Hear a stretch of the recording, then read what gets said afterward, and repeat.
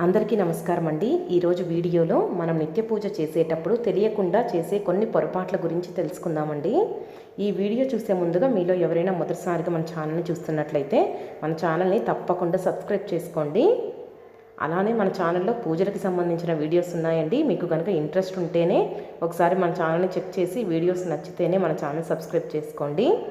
మనలో ప్రతి ఒక్కళ్ళు కూడా దేవుడి కృప కోసము ఎన్నో నియమనిష్టలతో చక్కగా పూజలు అయితే చేసుకుంటూ ఉంటామండి. అయితే పూజ చేసే సమయంలో కొన్ని నియమాలను కనుక మనం పాటిస్తే పూజలో మనకి మంచి ఫలితం అనేది వస్తుందండి. ఎవరైనా తెలియకుండా కొన్ని పొరపాట్లు చేస్తున్నట్లయితే ఈ వీడియో పూర్తిగా చూసి మీరు ఏవైనా పొరపాట్లు చేస్తున్నట్లయితే వాటిని ఇప్పటి నుంచి చేయకుండా చక్కగా ఆ దేవుడి కృప పొందవచ్చండి. మనం నిత్య పూజ చేసుకునేటప్పుడు మనం ఒక విషయాన్ని తప్పకుండా గుర్తుంచుకోవాలండి. ఎందుకంటే ఏ ఇంట్లో అయితే శుభ్రత ఉంటుందో, ఏ ఇంట్లో అయితే పరిశుభ్రత ఉంటుందో లక్ష్మీదేవి ఆ ఇంట్లోకి రావటానికే ఇష్టపడుతుంది. కాబట్టి ప్రతిరోజు కూడా మనం ఇంటిని శుభ్రంగా ఉంచుకోవాలి. అలానే పూజ చేసే సమయంలో కూడా చక్కగా నీట్గా సర్దుకుంటూ మనం చక్కగా పూజ అనేది చేసుకోవాలండి. ఎలా పడితే అలా పూజ చేస్తే మనకి పూజ ఫలితం అనేది లభించదు.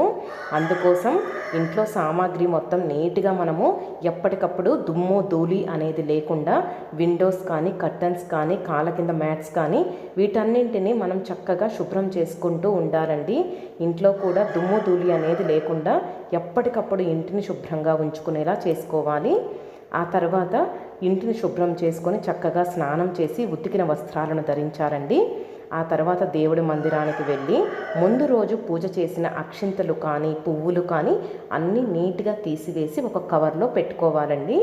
ఆ తర్వాత ముందు రోజు మనం పూజ చేసిన దేవుడి సామాగ్రి ఉంటాయి కదండి, అవన్నీ నల్లగా అయిపోతూ ఉంటాయి కదా, వాటన్నింటినీ తీసి నీట్గా మనము పౌడర్ వేసుకొని శుభ్రం చేసుకొని తెల్లగా మెరిసేలాగా చేసుకోవాలి. ఆ తర్వాత వాటిని ఒక పొడి క్లాత్తో శుభ్రం చేసుకొని మన దేవుడి మందిరానికి వెళ్ళి చక్కగా మనం ఆసనం వేసుకొని కూర్చోవాలండి. నేలపై మాత్రం పొరపాటున కూడా కూర్చోకూడదండి. ఏదైనా ఆసనం వేసుకొని మనం కూర్చొని పూజ చేసుకోవాలి. అలానే మనం దేవుడి పటాలను పెట్టేటప్పుడు దేవుడి పటాల కింద తప్పకుండా ఒక క్లాత్ అనేది వేసిన తర్వాత మాత్రమే దేవుడి పటాలను పెట్టుకోవాలండి. చాలామంది నేలపై అలానే పెడుతూ ఉంటారు. అలా చేస్తే చాలా తప్పండి. దేవుడి పటాల కింద తప్పకుండా ఏదైనా వస్త్రాన్ని పరిచి మాత్రమే దేవుడి ఫొటోస్ని పెట్టుకోవాలి. అలానే దేవుడి పటాలకి పూలు పెట్టేటప్పుడు కూడా ఒక్కసారి మనము పసుపు నీటిని చల్లి చక్కగా వాటిని అందంగా దేవుడి పటాలకి ఈ విధంగా పెట్టుకోవాలండి.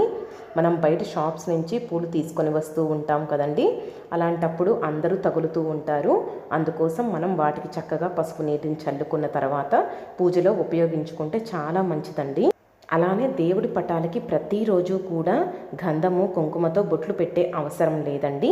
వారానికి ఒక్కరోజు కానీ 10 రోజులకి ఒక్కరోజు కానీ మనం దేవుడి పటాలన్నింటినీ శుభ్రం చేసుకొని గంధము కుంకుమతో చక్కగా బొట్లు పెట్టుకుంటే సరిపోతుందండి.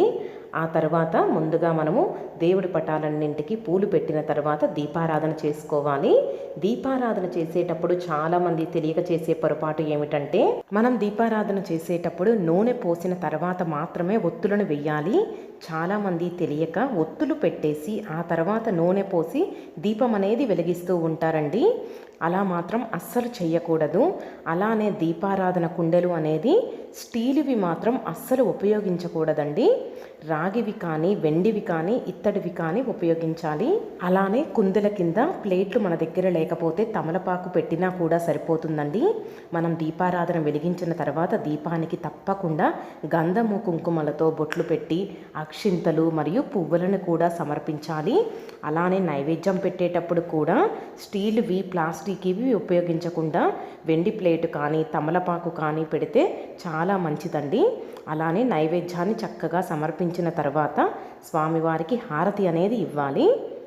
స్వామివారికి హారతి ఇచ్చిన తర్వాత హారతిని మనం కళ్ళకి అద్దుకోకూడదండి. స్వామివారికి హారతిని అందించిన తర్వాత హారతి ప్లేటు పైన 2 చుక్కలు నీళ్లు చల్లి ఆ తర్వాత ఆ హారతిని మనం కళ్ళకి అద్దుకోవాలి.